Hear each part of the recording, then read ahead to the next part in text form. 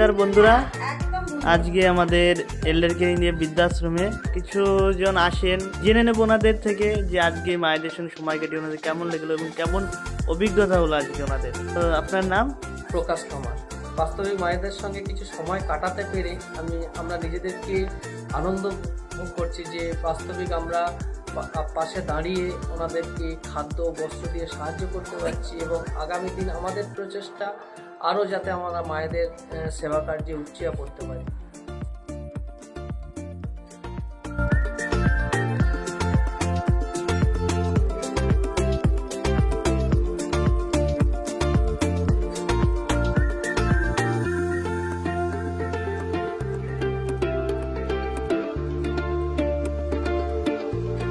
আবার আসবেন, মায়েদের সঙ্গে সময় কাটাবেন।